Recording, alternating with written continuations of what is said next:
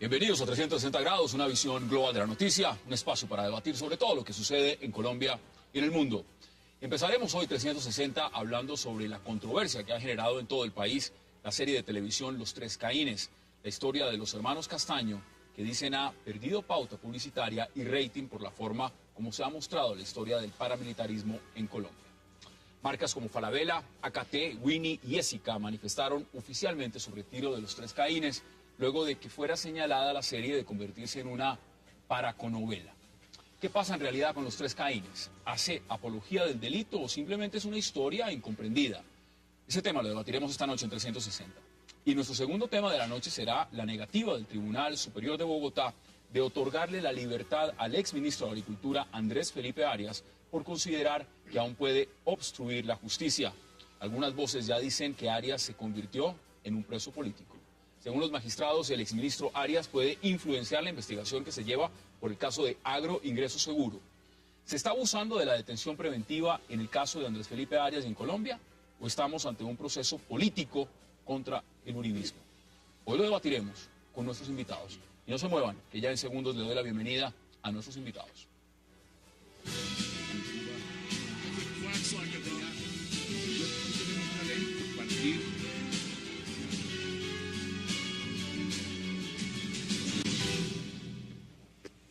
Y qué placer darle la bienvenida esta noche a 360 a Gustavo Bolívar, a Jesús Muñoz, a Mario Morales y a Guillermo Rodríguez. Caballeros, qué placer y gracias por aceptar esta invitación. Gracias. Pues Gustavo, empiezo con usted porque usted es uno de los protagonistas de la historia en cuanto a lo que significa la historia en sí, no en la pantalla, pero por fuera y en el contexto y en lo demás. ¿Qué ha pasado con la serie? Y el nuevo capítulo, y recapitulo un poco, porque usted ya estuvo aquí sentado en un programa muy querido de Cable Noticias, que es Semana en Vivo, debatiendo este tema con María Jimena Duzán. Mi productor general, Humberto Barros, hace 2 semanas me dijo, este tema es un tema delicioso de debatir. Y se lo pregunto porque hoy ya firmas, compañías publicitarias están diciendo que se retiran de pautar en Los Tres Caínes. ¿Qué es lo que pasa con la historia? ¿Está mal contada? ¿Cuál es el contexto real? Bueno, voy con qué. Claro, lo acá, nosotros. Si está mal contado o no, ya lo dicen los televidentes. Obviamente uno defiende su producto. Lo que ha pasado es que el país llegó a un momento de polarización tan grande que es alérgico a que se toquen esos extremos. Y en la serie estamos tocando esos extremos. Estamos mostrando cómo los paramilitares cometen atrocidades de la mano del narcotráfico, de la clase política, y estamos mostrando cómo la guerrilla secuestra a esos ganaderos que dan inicio, digamos, a un proceso de autodefensa que es el que no me perdonan. El hecho de que en el primer capítulo haya escrito que la familia Castaño como tal, digamos que el paramilitarismo en grueso no, pero la familia Castaño como tal, siente ese detonante o tiene ese detonante que es el secuestro y el asesinato del padre por parte de las FARC. Es decir, que usted los presente como víctimas, que los victimarios se presenten como víctimas. No yo, sino la historia. Es que yo no puedo inventar cosas en una cosa tan seria y tan delicada. Yo no puedo inventarme que hubo un secuestro que no hubo y que hubo un asesinato que no hubo. Eso partió de un hecho real.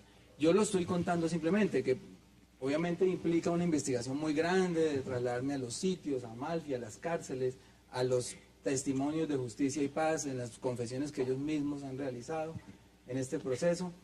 Y con todo eso yo me siento a armar un rompecabezas que enseguida sé que va a afectar la imagen de ambos grupos. Inclusive, un día antes de salir la serie, no sé si alguien lo recuerda, escribí un tuit que dice, mañana la izquierda me va a crucificar y en unos capítulos más adelante me van a querer. Bueno, ahí hay una posición porque inicial. yo sabía lo que venía, o sea, era decir, aquí hay una justificación para que esta familia se haya vuelto paramilitar. Esa no me la inventé yo. Ahí está, y usted lo pone y lo plantea desde el primer capítulo. Mario, ¿usted cómo lo ve? ¿Qué es lo que pasa con Los Tres Caínes? Porque una cosa es cuando el público empieza a decir, no me gusta, esto se está contando mal, o no nos gusta lo que estamos viendo, pero ya cuando los anunciantes empiezan a decirle al canal, hombre, es que yo también me voy, yo también no quiero pautar más acá. ¿Qué es lo que está pasando entonces? Pues Hassan, nada nuevo. El mismo escándalo hubo con Escobar, el patrón del mal. También hubo amenaza de retiro de anunciantes. Lo mismo pasó con Rosario Tijeras. Nada nuevo. Este país se inventa unas susceptibilidades cada vez que le ponen el dedo en la llaga. Y lo que está haciendo hoy Tres Caínes es poniendo el dedo en la llaga, contándonos una historia que no termina, una historia que es presente.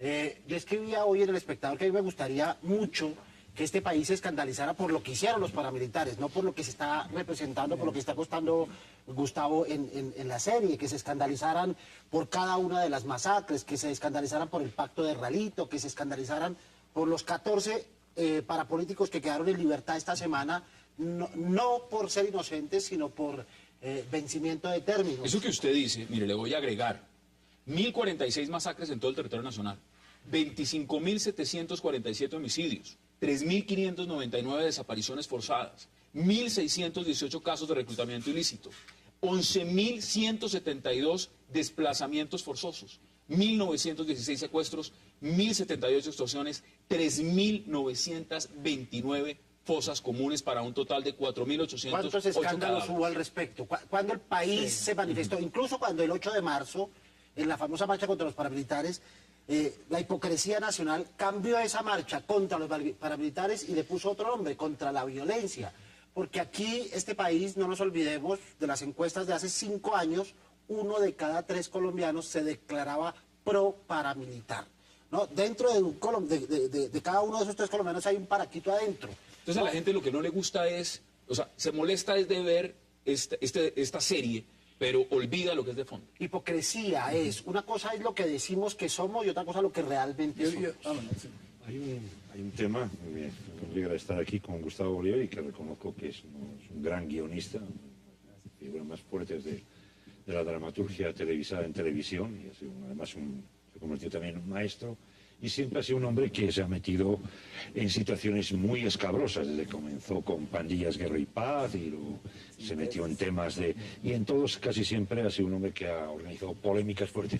El tema del paramilitarismo, yo creo que donde quizás se pueda evitar, y donde yo creo que se debe empezar por realmente empezar a tocar la trama, si la trama es real o no real, la trama está bien o mal construida. No, un poco me acercó a la crítica que hace Morales, o sea, es decir, una cosa es el efecto histórico, el efecto televisivo, el paramilitarismo, la violencia y tal, y otra es la profundidad de las causas. El fenómeno paramilitar es de una complejidad y no fue un fenómeno nacional.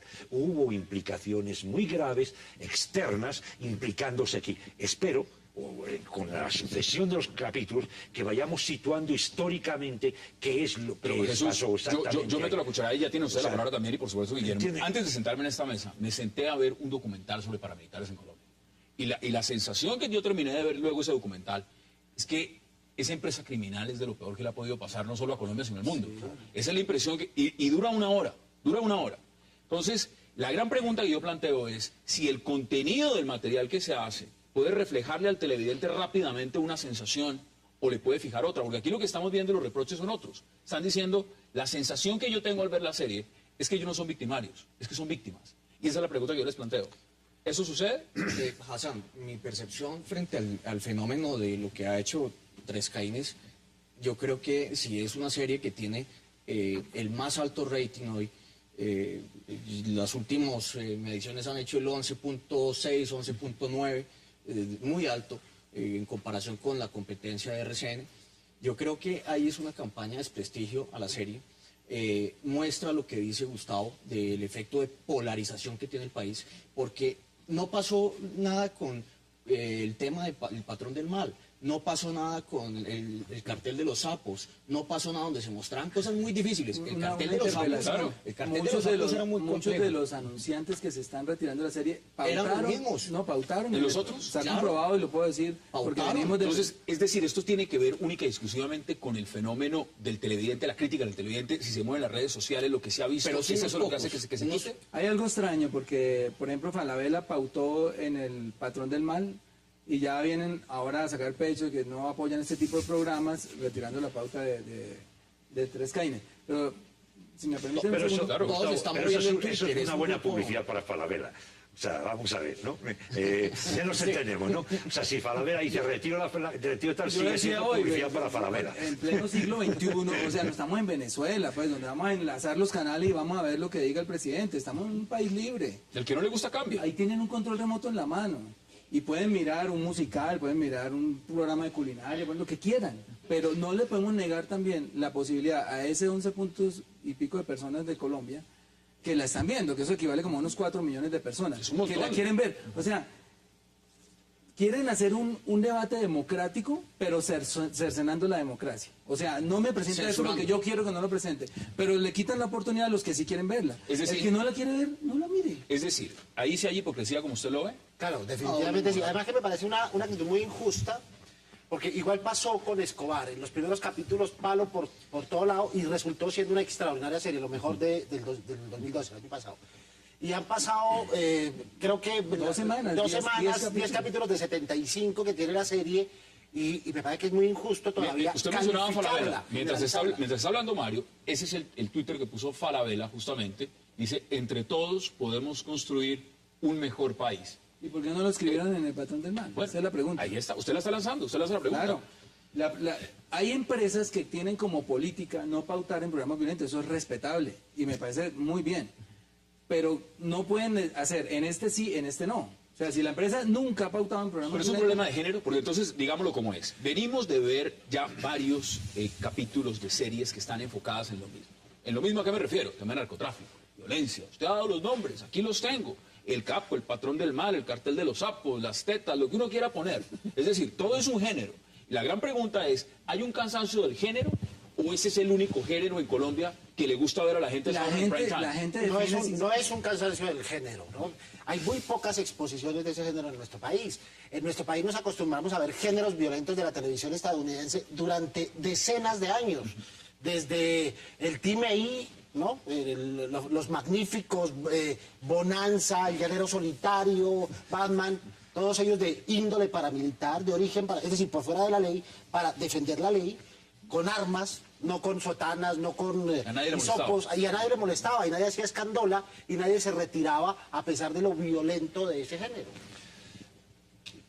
Es claro que si hay un acto de sabotaje de un grupo influyente que sabe manejar, que está muy bien asesorado en el tema de comunicaciones, en el tema de redes sociales, porque todo inició con las redes sociales, mensajes a Nestlé, mensajes a Ésica, mensajes a Falabella, bueno, un desprestigio a RCN. Pero mire que eso y a pasa la- también y a- con los deportistas. Pero no, Un deportista, por ahí- ejemplo, ahí llega a un fracaso, inmediatamente las compañías y las firmas dicen, "Mire, yo me identifico con ese producto y me salgo". Pero no lo hicieron con el patrón del mar. Sí, es que lo no que hicieron molesta es que con no lo hayan Cartel hecho de los anteriormente. Sapos, no lo Sí. hicieron con Rosario Tijeras. No, lo que pasa es que yo creo que el tema en sí mismo está tocando algo más allá que el patrón del mal. Vamos a ver la complejidad.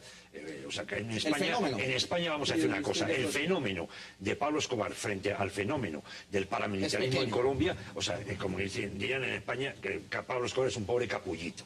Vamos a dejar las cosas Por eso como son son. tan poderosos que mataron a Pablo Escobar.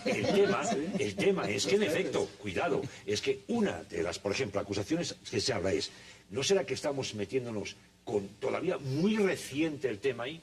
Todavía está en la lo que dicen en sus no textos, será, pasando. Ponga la pregunta, no será la que a lo gente, mejor- tengo que hacer una y hay- pausa. y hay otra cosa, por ejemplo, una de las acusaciones que no es tanto ni siquiera el tema, que sí lo escucho, la crudeza.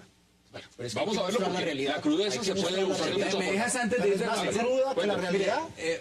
una sola cosa sobre la crudeza. Había un tipo que se llamaba Checa que pertenecía a las autodefensas de Martín Llanos.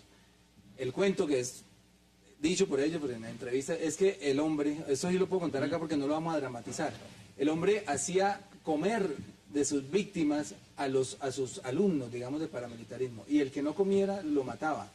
Y a ese cadáver del que no comió se lo daba a los otros, y el que no comiera ya sabía que tenía que hacerlo. Ellos se comían los humanos, sus víctimas. Eso yo no lo voy a mostrar. No se puede mostrar. Lo que estamos evidentemente. mostrando de verdad es lo que se puede mostrar, porque hay que disparan, pero la atrocidad del Los paramilitarismo... partidos de fútbol con las cabezas de las víctimas. Sí, impresionante. Vamos a la atrocidad pausa, de los porque vamos a seguir paramilitares. analizando y debatiendo, por supuesto, lo que es los 3 caídos en Colombia. No se vayan.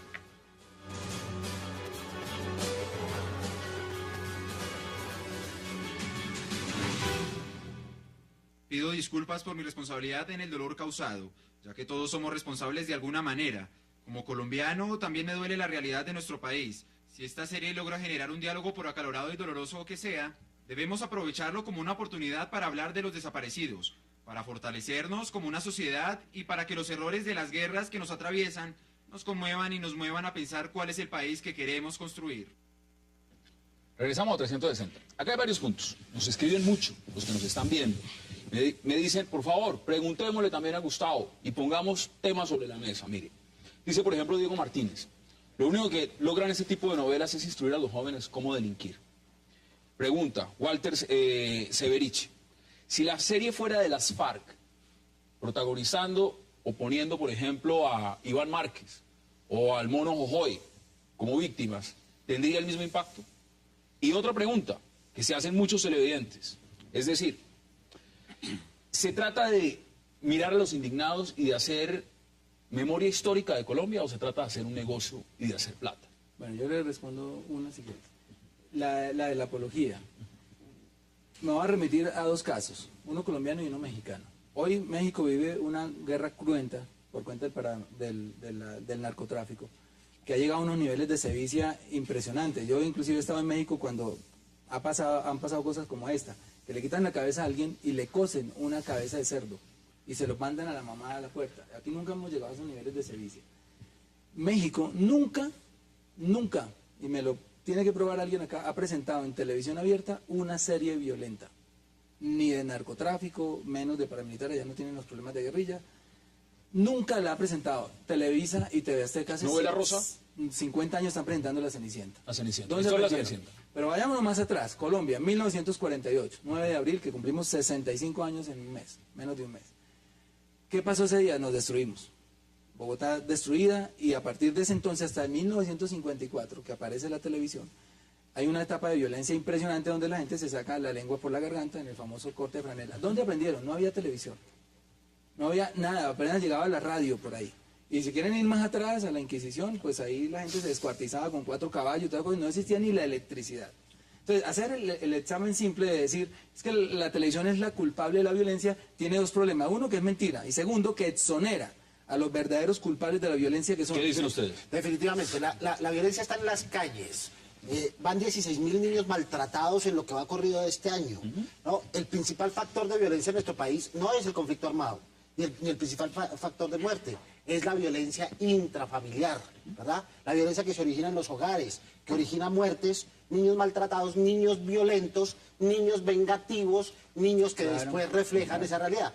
La televisión no crea monstruos, la televisión si acaso legitima actos de Lo que violencia. pregunta, por ejemplo, otros y dicen, si esto se haría de las FARC, ¿cómo sería percibido? Si no fuera la historia del paramilitarismo, sino, veámoslo en perspectiva. Las FARC van a salir. Bueno, Yo pero voy a mostrar- digamos, poner como los personajes donde fuera el Mono Jojoy la víctima. Va a estar el Mono Jojoy. ¿Como víctima? Vamos a recrear. Es que ninguno es víctima acá. No, esa es la pregunta. Yo le resumo en un tuit. Una cosa es el asesino que no pasó por una universidad o por un colegio porque le robaron la plata de la educación. Y otra cosa es el corrupto que se educó en Harvard.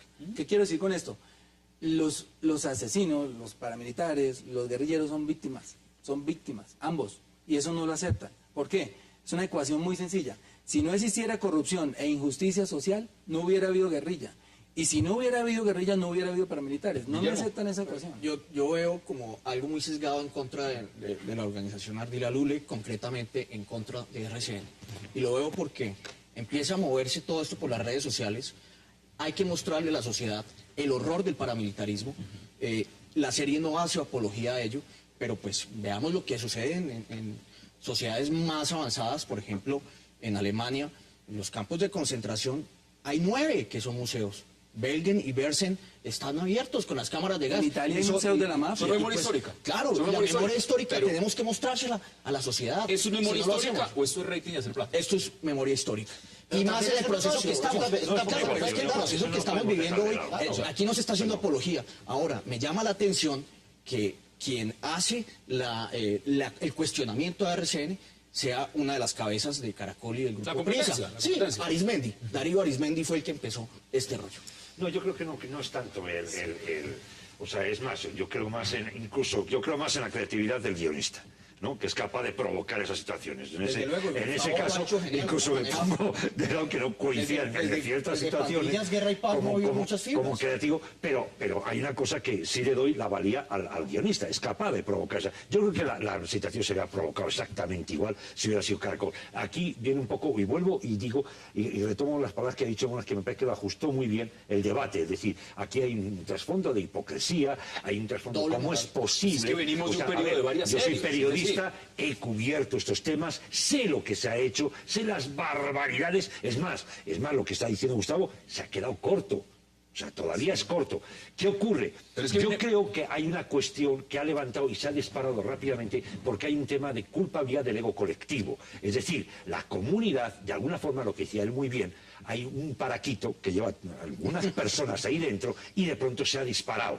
Y se ha disparado Jesús, porque se están viendo Jesús, ciertas... veámoslo en perspectiva. Vienen más series. Pero no creo que sea... Viene yo la de no creo Griselda que sea Blanco, tanto la reina son Bogotá. terroristas. Viene la de Gacha. Vienen más. Entonces, si lo vamos a ver en perspectiva, mire, aquí escribe, por ejemplo, William Bernal. Dice, como víctima de la SAUCE rechazo este tipo de series. Bastantes secuelas psicológicas quedaron para que no lo restreguen. Son opiniones. Todo el mundo tiene derecho a una opinión. Ese es un factor importante y creo que es la pregunta valedera que hay que hacerle a Gustavo y a la producción de RCN, y es el encuadre desde el cual cuenta la historia. Es decir, el punto de vista desde el cual cuenta la historia.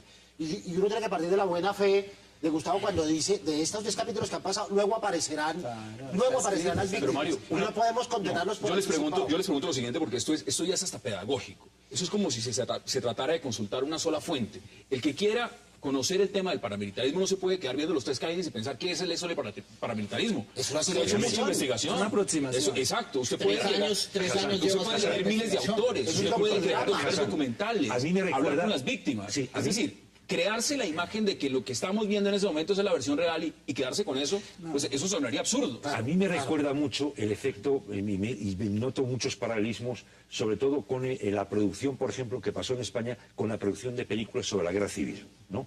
Llegó un momento en que un sector, ya está bien de producciones de la guerra civil, todas las películas españolas son sobre la guerra civil. ¿Qué ocurrió? Hubo 40 años contando una mentira espantosa, hablando del glorioso alzamiento nacional, como aquí ha habido un montón de años contando una sarta de mentiras impresionante sobre la guerra civil colombiana. Mira, ¿Y cuántas y han además contado sobre contada, los judíos? y Sin creo que sea que mentira, forzosamente. Y el tema no se agota, el tema no se acaba. Mire, la Segunda Guerra Mundial la cuentan todos los años. Claro. Todos los años, precisamente porque se busca que no se repita el capítulo. Hollywood lo hace todos los años. O sea, hay una película nueva de la Segunda Guerra Mundial. Ahora, veámoslo en perspectiva porque se nos acaba también el tiempo. ¿Hasta dónde cree usted, Gustavo, que pueda llegar esto?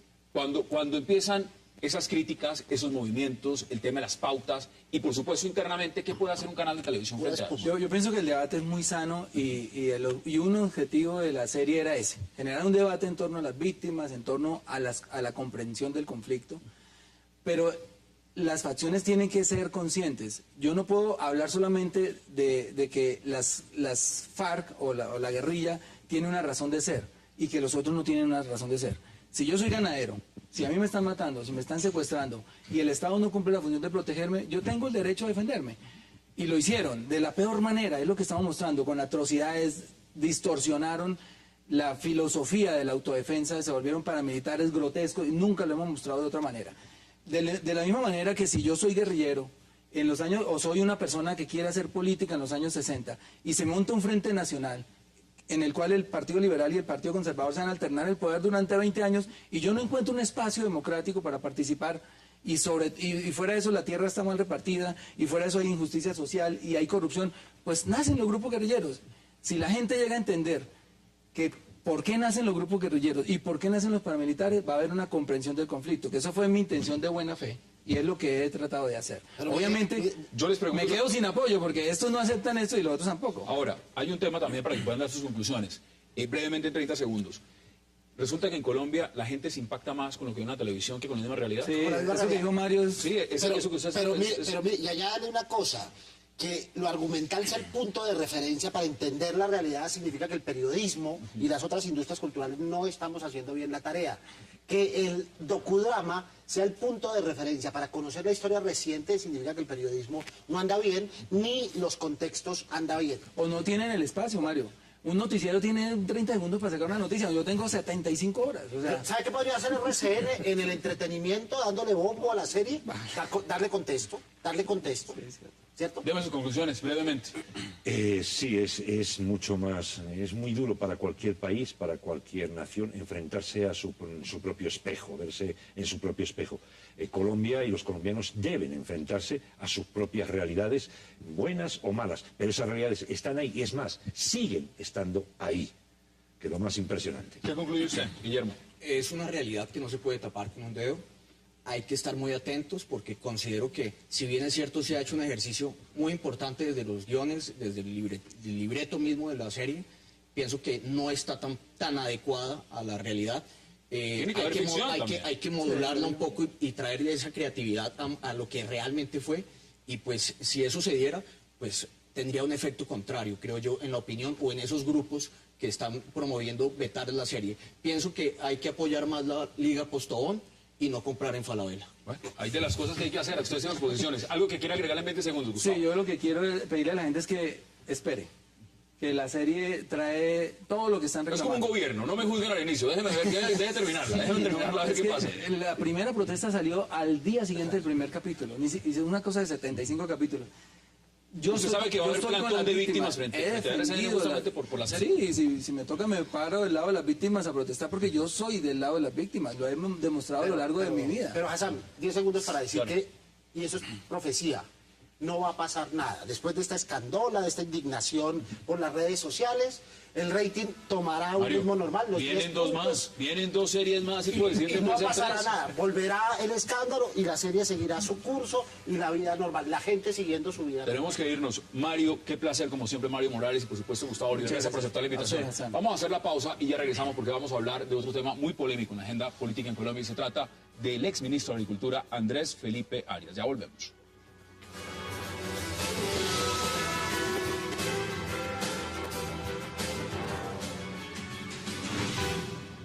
Pues fue la ida a la picota a visitarlos a ellos y ya quedó clarísimo que yo jamás les dije que tenían que decir eso. Jamás, su señoría, jamás de los jamases. Porque es que eran mis excompañeros de ministerio, es que es lo que me dictaba a mí la humanidad en ese momento. Regresamos a 360 grados y qué gusto darle la bienvenida al doctor Dagoberto Charri, por supuesto también al doctor Fabio Umar. Señores, gracias por aceptar la Gracias invitación. como siempre. Honor. Está por ahí. Pienso con usted, doctor Umar. Veámoslo en perspectiva. La solicitud de libertad no se dio. Este hombre lleva más de 600 días detenido mientras avanza el proceso. ¿Es un preso político? ¿Hay argumentos para tenerlo detenido? ¿Cómo lo analiza usted? No, es un preso político. La definición de preso político es otra, es una persona que por su ideología está presa, por sus pensamientos. No creo que sea el caso y me atrevería a decir que en Colombia no hay presos políticos. Eso hay que decirlo, Colombia es una república, un Estado de Derecho. Sin embargo, eso no es óbice para que yo crea firmemente que la prisión preventiva en cualquiera de sus modalidades debe ser la absoluta excepción. Y en Colombia, desafortunadamente, esa es la norma.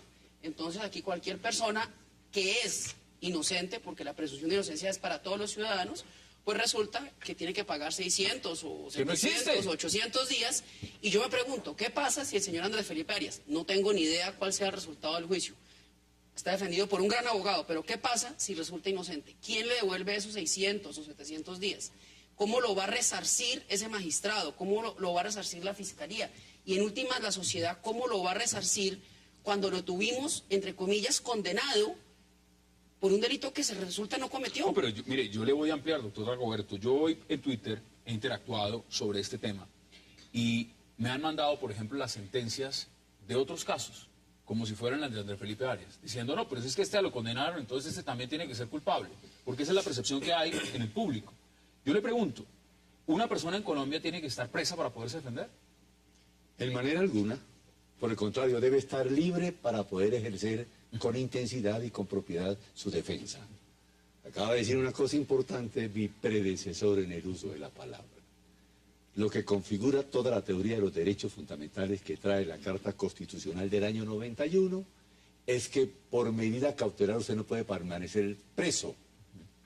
Solo surge el derecho a apresarlo en Colombia después de que hay una sentencia condenatoria que haya hecho tránsito a cosa juzgada. ¿Eso aquí no se ve?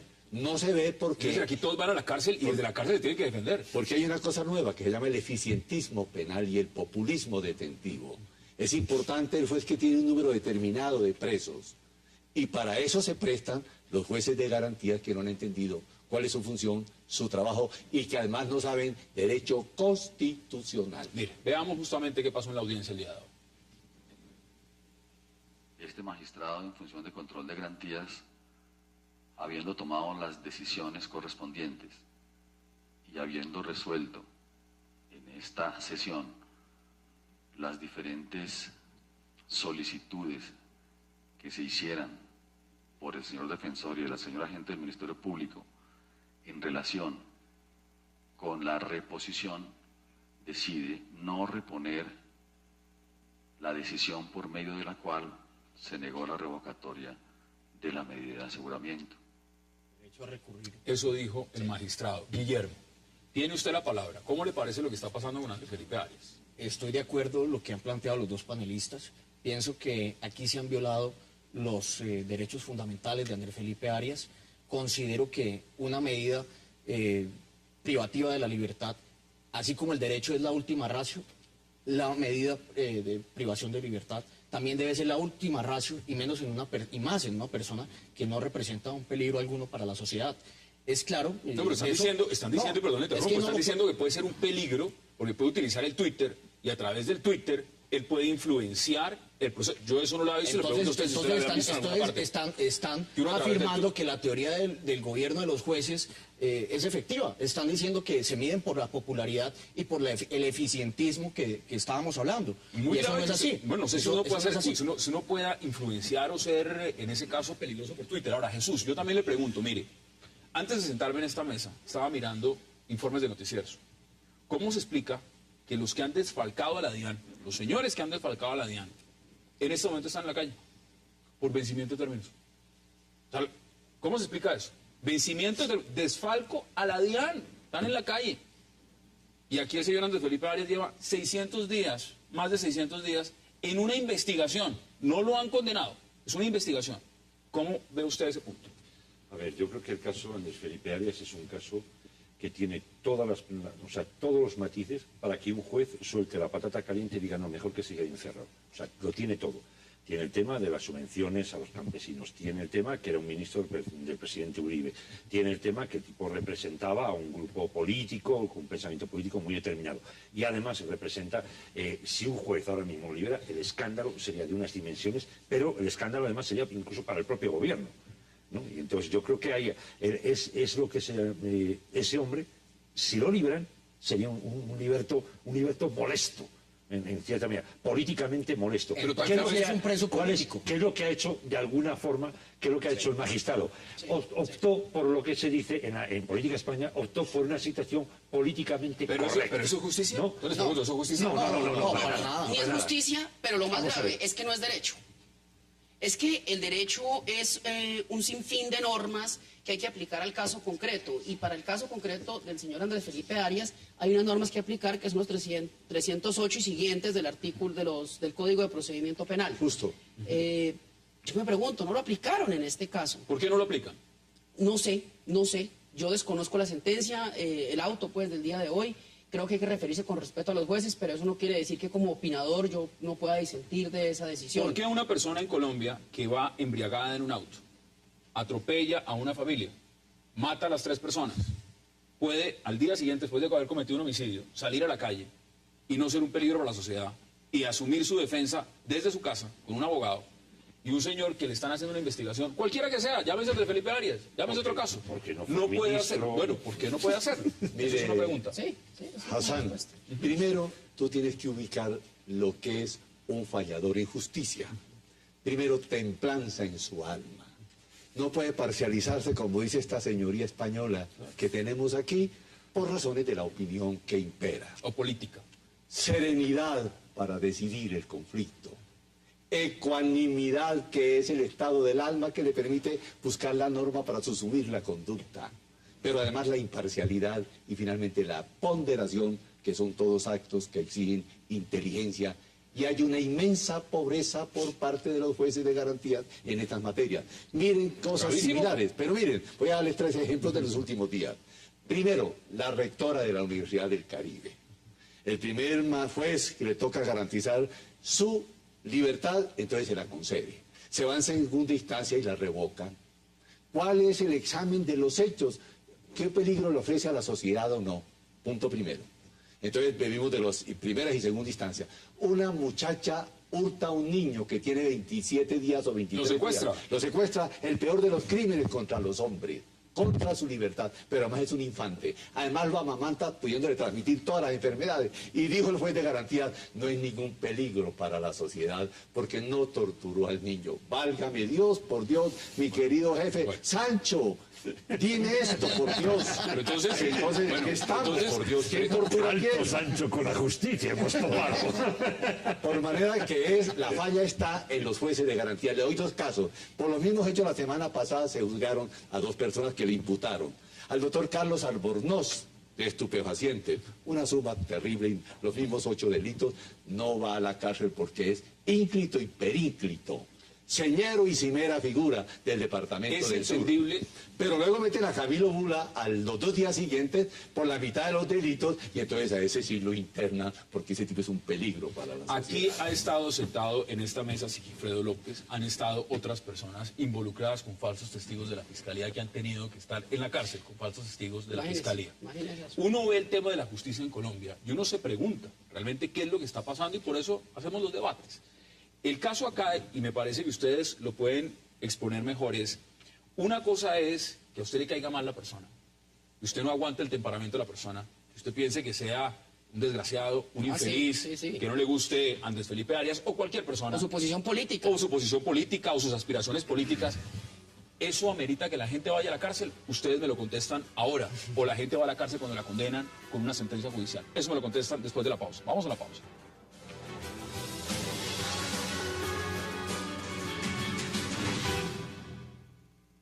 No, es que no hay cómo probarlo, porque es que nunca fue así. Yo se lo imploro por mis hijos, es que ni siquiera por mí. Es que déjenme defender en libertad. Déjenme defender en libertad, en igualdad de armas. Déjenme defender en libertad. Y ya, yo no he sido vencido en juicio. Yo no he sido vencido en juicio. De mí tienen que presumir la inocencia. Regresamos a 360. Nos escribe también un apreciado colega, abogado de este programa de Liga T, Francisco Bernate. Dice, la detención preventiva puede ser perpetua. No hay términos. La libertad ya no es un derecho en Colombia. ¿Qué le agrega usted a lo que estaba diciendo? Pero mire que el señor Andrés Felipe Arias no es abogado. Mire la simpleza de la argumentación. Mire lo básico de la argumentación, pero lo contundente. Déjeme defenderme en libertad. Y en igualdad de armas. En igualdad de armas. Y si a mí me condenan, pues me tendré que ir. Tiene que ir a la cárcel. Claro. Que nadie le está diciendo que no. Pero mientras yo no haya sido vencido en juicio, déjeme defenderme. Mire, usted sabe, aquí los que somos litigantes, lo difícil que es atender a un cliente cuando está privado de la libertad. Muy complejo. Muy complejo. Hay que entrar a unos pabellones a ciertas horas, no hay dónde sentarse, no hay cómo preparar una defensa. Pero ¿cómo se explica uno, y yo se lo pregunto, doctor Dagoberto Charri, que exista en Colombia existe la mentalidad de que dicen, es que no me cae bien, es que lo aborrezco, es que porque lo he oído, lo he leído, es que es un tipo pedante, entonces tiene que estar en la cárcel, Y sencillamente porque no me cae bien, no me gusta, no comparto, tiene que estar en la cárcel. Además, le agrego algo que me dejó a mí, y se lo pregunto porque me imagino que ustedes han visto estos casos miles de veces, que alguien diga, no, es que con la condena de otro, entonces se le aplica a ese también. Aplica la jurisprudencia. Aplica la jurisprudencia. Déjeme decirle esto. ¿Cómo se explica eso? El problema que usted está planteando para la justicia en Colombia, que hoy está asediada por todas sus latitudes. Punto primero. Punto 2. Usted no puede utilizar un proceso anterior para tenerlo como modelo, ni menos como instrumento para fallar el siguiente caso. Cada caso tiene su razón filosófica de existir. Punto 3, que es lo más insólito de esto. Esa actitud patética, pues conmociona al doctor Lara, pero no fue lo suficiente. No obstante que la detención que él mantiene hoy es abiertamente injusta, contraria al derecho fundamental a la libertad, Tercero, es extrema. Y cuarto, viola el derecho de sus hijos, que tiene prelación en la Constitución, porque los derechos de los niños están por los derechos de todos los demás por encima. Pero lo que pasa es esto, es que es muy grave la situación. La falla está en la institución. Sí. Cada fuente de garantía... La Procuraduría está diciendo, solicita y dice, le tienen que darle... La Procuraduría que además tiene una sentencia por tema disciplinario de la Procuraduría que lo destituyó. Está condenado. Y la misma Procuraduría que lo condena por tema disciplinario dice, señores, al señor hay que dejarlo en libertad para que se pueda defender. Que lleva 600 días privado de la libertad. Si usted mira todo cronológicamente en este caso, usted se da cuenta desde el primer día que fue capturado, fue un escándalo bochornoso, una cosa política. Yo creo que aquí sí hay que tomar las tesis del profesor Charri de la connivencia y la ruptura. Y yo creo que sí esto es un juicio político, un proceso político, y él aceptó la connivencia, no se fue por la ruptura. Este es un caso muy mediático, y lo que significa. ¿Cuántos colombianos, y se los pregunto, que no tienen la capacidad mediática de este caso, están en las mismas circunstancias? Muchos casos. Presos en una cárcel, en este momento en Colombia, con el mismo tiempo o más tiempo, tratando de defenderse para que el día de mañana les digan, hombre, ¿sabe qué? Hay cerca, te voy a dar el dato, creo que estaban dando, hace poco estaban dando los datos, hay como cerca de 5.000 personas en ese caso. Pues mire, los índices de hacinamiento de las prisiones, y lo más lamentable es que el 30% de las personas que hoy están privadas de la libertad, mientras son juzgadas. Claro. Eso como es medida vergonzoso. cautelar Como medida transitoria. Eso es Deme sus conclusiones, doctor Charri. No, mis conclusiones son estas. Si nosotros no logramos que los jueces de garantías sepan derecho constitucional, es una figura ilusoria y no protege ningún derecho. Punto 2. La falla protuberante está que no entienden que el derecho a la libertad es un derecho fundamental que dimana de la dignidad de los hombres. De manera pues que nadie es más indito que el que está preso en una cárcel, de una indignidad total. Pero además los instrumentos para la defensa se hacen mandatorios, todos, como si fuera poco. Una persona que nosotros admiramos mucho con estos abogados que están aquí, Kelsen, dijo que el juez tenía que ser transparente, óigame bien, sin ninguna contaminación. Ese juez no existe. El juez está influenciado por su idea. De los jueces. No, omito el nombre porque realmente no vale la pena ni decirlo. Alguien está diciendo que dé gracias que está en una suite. El tema, que dé gracias que está en una suite, como si estar privado de la libertad en una habitación o en una celda. No, el tema de fondo es ese. La opinión pública lo condenó, lo sentenció a muerte. Y una cosa, antes estábamos detrás de la cámara comentando un tema. Vamos a ver, él fue ministro de Agricultura, tocó unos temas muy sensibles dentro del Ministerio de Agricultura, que eran las subvenciones al campesinado colombiano. Y además de esto, resulta que estamos en un proceso de paz donde unos puntos más álgidos y más delicados del proceso es hacer reforma agraria. Yo no quiero imaginar qué irían a hacer esos grupos que están, incluso de la izquierda democrática o no democrática, de esos grupos que están vigilando eso, si este hombre queda en libertad. Deme brevemente porque se nos acabó el tiempo. Que eso no sea así. Yo caigo en el mismo, concluyo, y estoy de acuerdo con lo que dice Jesús. Yo creo que la primera que saltaría aquí sería La Habana, la marcha patriótica, si Andrés Felipe Arias queda libre. Pienso que así como se está negociando en La Habana el minimalismo punitivo para las FARC, se está negociando también un maximalismo punitivo al uribismo. Ahora, pienso que Arias es un preso político. Oiga, pero una sola Gómez cosa Hurtado es un magnífico político. Nos tiene conmocionado hoy por el tono, el estilo y la manera como pidió piedad. Pero él no es solo. Es que todas las personas que están presas hoy por medidas eminentemente transitorias están viviendo la misma Está lo mismo, suerte. es que por eso le pregunto, ¿cuántas personas están en la condición? Una falla institucional, señoría. ¿Sabe cómo se acaba eso? Que haya acciones de repetición contra los funcionarios en la vía administrativa. Pero si aquí no había hecho. Pero no hay acciones de repetición. Yo me he sentado varias veces con ustedes y usted menciona hoy uno de los puntos. Dice, aquí hay un problema con los jueces de garantías.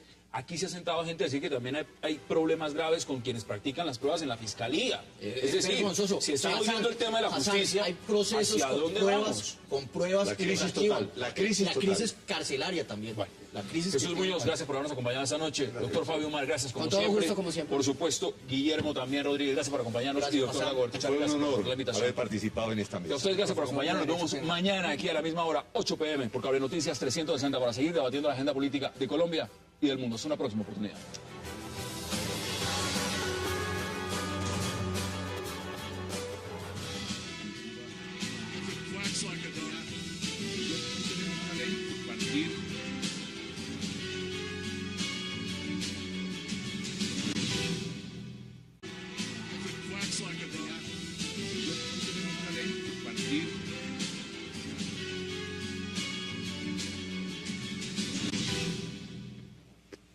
Y qué placer darle la bienvenida esta noche a 360 a Gustavo Bolívar, a Jesús Muñoz, a Mario Morales y a Guillermo Rodríguez. Caballeros, qué placer y gracias por aceptar esta invitación. Gracias. Gracias. Pues Gustavo, empiezo con usted porque usted es uno de los protagonistas de la historia en cuanto a lo que significa la historia en sí, no en la pantalla, pero por fuera y en el contexto y en lo demás. ¿Qué ha pasado con la serie? Y el nuevo capítulo, y recapitulo un poco, porque usted ya estuvo aquí sentado en un programa muy querido de Cable Noticias, que es Semana en Vivo, debatiendo este tema con María Jimena Duzán. Mi productor general, Humberto Barros, hace 2 semanas me dijo, este tema es un tema delicioso de debatir. Y se lo pregunto porque hoy ya firmas, compañías publicitarias están diciendo que se retiran de pautar en los 3 Caínes. ¿Qué es lo que pasa con la historia? ¿Está mal contada? ¿Cuál es el contexto real? Bueno, voy con qué. Claro, acá nosotros. Si está mal contado o no, ya lo dicen los televidentes. Obviamente uno defiende su producto. Lo que ha pasado es que el país llegó a un momento de polarización tan grande que es alérgico a que se toquen esos extremos. Y en la serie estamos tocando esos extremos. Estamos mostrando cómo los paramilitares cometen atrocidades de la mano del narcotráfico, de la clase política, y estamos mostrando cómo la...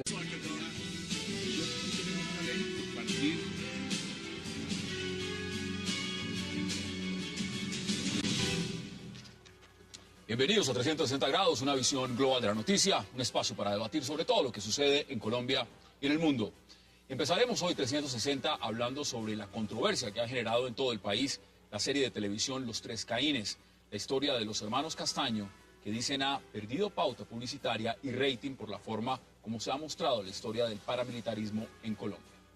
Marcas como Falabella, AKT, Winnie y Ésica manifestaron oficialmente su retiro de Los 3 Caínes, luego de que fuera señalada la serie de convertirse en una paraconovela.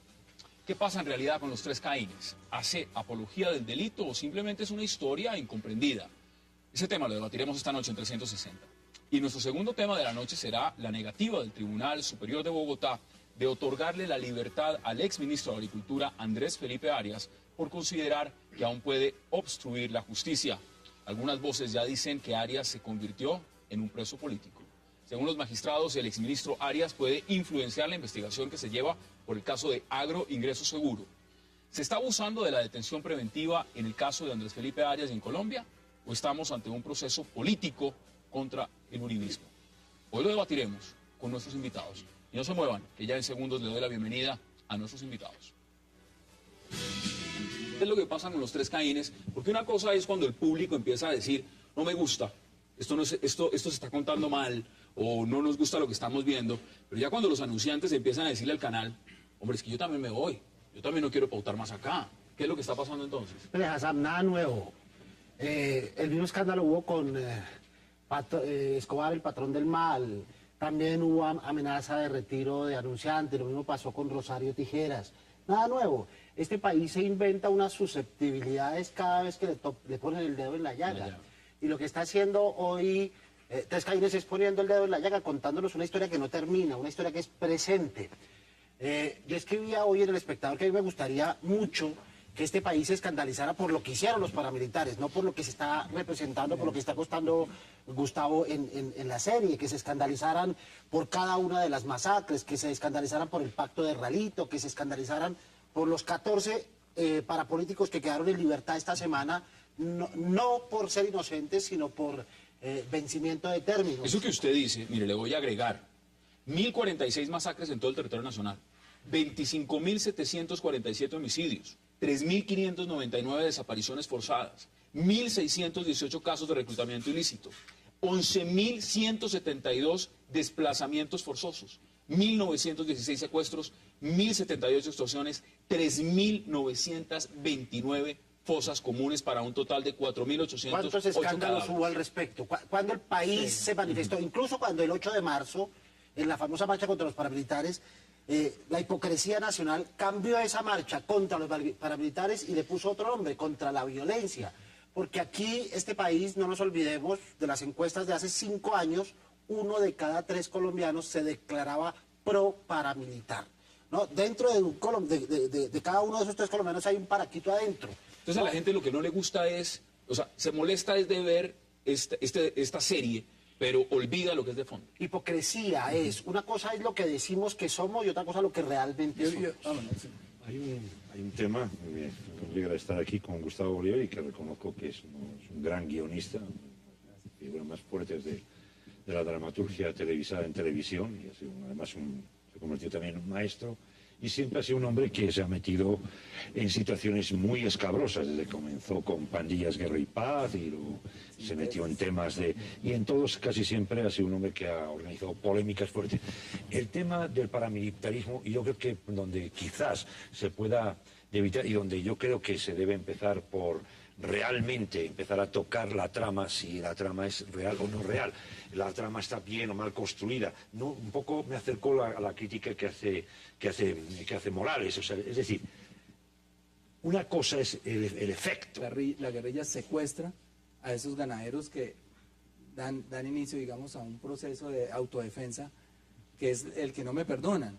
El hecho de que en el primer capítulo haya escrito que la familia Castaño como tal, digamos que el paramilitarismo en grueso no, pero la familia Castaño como tal, siente ese detonante o tiene ese detonante que es el secuestro y el asesinato del padre por parte de las FARC. Es decir, que usted los presente como víctimas, que los victimarios se presenten como víctimas. No yo, sino la historia. Es que yo no puedo inventar cosas en una cosa tan seria y tan delicada. Yo no puedo inventarme que hubo un secuestro que no hubo y que hubo un asesinato que no hubo. Eso partió de un hecho real. Yo lo estoy contando simplemente, que obviamente implica una investigación muy grande de trasladarme a los sitios, a Amalfi, a las cárceles, a los testimonios de justicia y paz, en las confesiones que ellos mismos han realizado en este proceso. Y con todo eso yo me siento a armar un rompecabezas que enseguida sé que va a afectar la imagen de ambos grupos. Inclusive, un día antes de salir la serie, yo no sé si alguien lo recuerda, escribí un tuit que dice: mañana la izquierda me va a crucificar y en unos capítulos más adelante me van a querer. Bueno, ahí hay una posición porque inicial. yo sabía lo que venía, o sea, era decir, aquí hay una justificación para que esta familia se haya vuelto paramilitar. Esa no me la inventé yo. Bueno, ahí está, y usted lo pone y lo plantea desde el primer capítulo. Mario, ¿usted cómo lo ve?